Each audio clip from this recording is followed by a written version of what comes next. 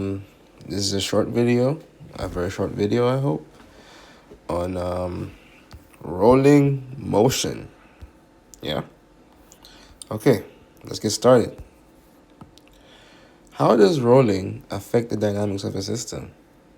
Well,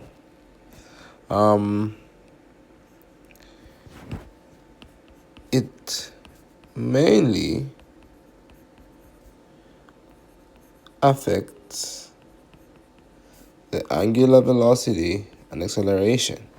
All right, if something is rolling, if a system is rolling, essentially what's changing is the angular velocity, and if there's an acceleration, we have to take care of the fact that an object is rolling. So we have to be very, very considerate about how it affects the acceleration or velocity of our system, or of our problem, if you like.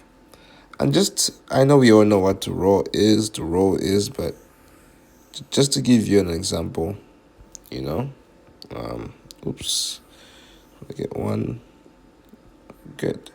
So, if something is rolling, basically, it's rotating at an angular velocity, but we are at a particular floor surface per se, So the rolling action, all of you are familiar with what it looks like to roll.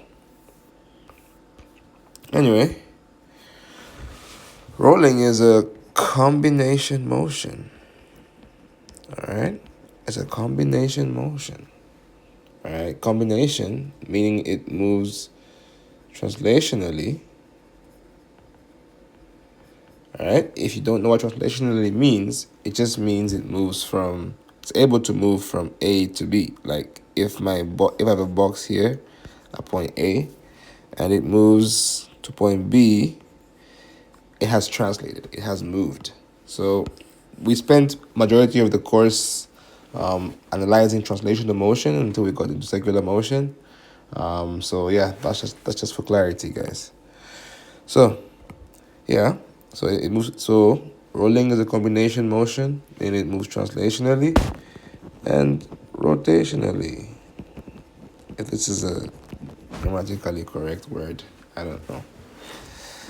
The main theory to understand is how to get the velocities of a rolling object. All right, that's the main thing to understand about rolling objects. How to get the velocities. All right. So, well, the velocity of a rolling object is given by its pure translational motion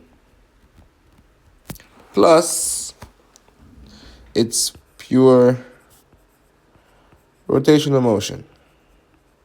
And by pure here, I just mean that we're going to analyze how it would move translationally without considering rotation. And then we're going to analyze how it moves rotationally without moving translationally, right? So, pure translational motion. So, like I told you guys, it moves from A to B. So basically, when I say translationally, I just mean this is moving from point A to point B. So how do we get the translational velocities? Well, I'm just gonna tell them because we've seen them before. The translational velocities at the top, center of mass, and at the bottom is what we mainly care about. All right. So I'm gonna write that somewhere. We mainly care about the velocities at the top, bottom, and center of mass. Oh, sorry, not center of mass. Pivot. Or if you like center of mass, but we'll just say pivot. Yeah. Or you know what? Just to be safe, I'm just gonna say center. I don't know, I'm a bit uncomfortable. All right, so the velocity at the top of the wheel as it's moving without rotating is same as our tangential velocity, VR omega. At the center of the wheel, it's the same, VR omega. Even at the bottom of the wheel, it's the same, V equals R omega. So it's moving. So if we're analyzing velocity at these particular positions, we'll see that it evaluates to VR omega. We can't add all the velocities and say that's the velocity of the wheel. No. Here, all I'm saying is at these particular points is what the velocity looks like. Okay, now what about rotational motion? It's a bit different, rotational motion. At the top, we will have, actually, let me begin with the center.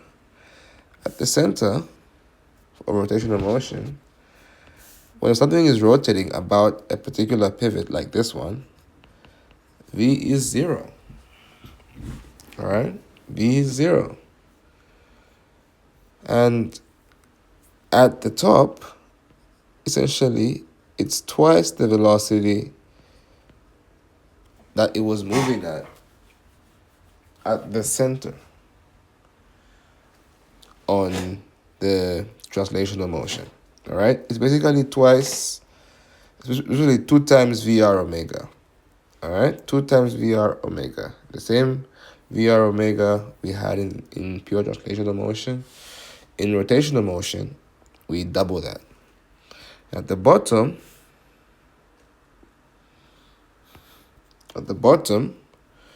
oopsie, this is pointing the wrong way. Our velocity is minus VR omega. Like, for the object to rotate, we need a torque there and a torque there.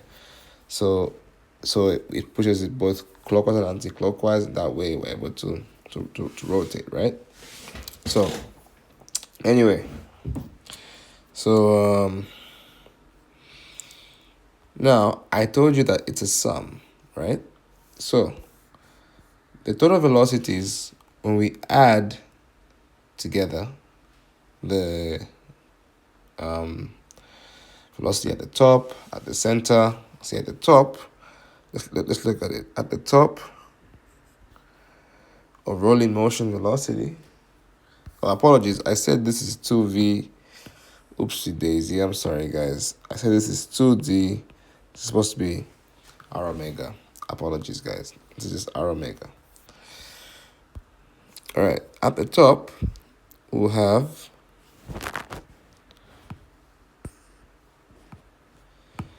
of rolling motion, we'll have R omega plus R omega. It's going to be equal to 2 R omega. All right. At the center of mass, or at the center, we'll have, I think I agreed to just call it the center. At the center, we have R omega plus 0. It's going to be equal to R omega. At the bottom, we have R omega minus R omega, going to be equal to 0. So these are the this is basically what you should remember about rolling velocity. That basically the velocity at the top of a rolling wheel is twice the velocity at the center. At the bottom, we're at rest. All right. So I'm just gonna write that. This is a quick tip. Remember the characteristics of rigid bodies. They will help you here in this section. If not, if you don't remember them, rewatch Rotational Motion, Chapter 1. But here the main principle relying on to solve these problems is the angular displacement, velocity, and acceleration is the same at every point of a rigid body.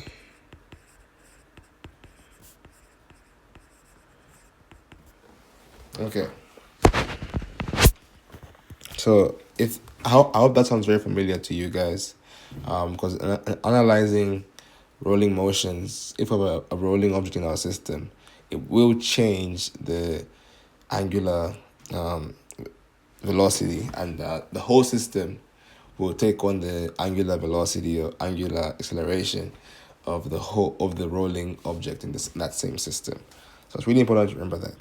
But anyway, um, just I wanted to write an important paragraph for you guys.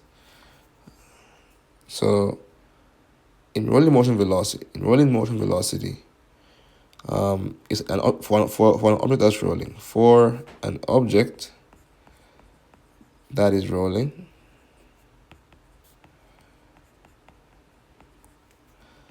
the velocity at the top is twice the velocity at the center.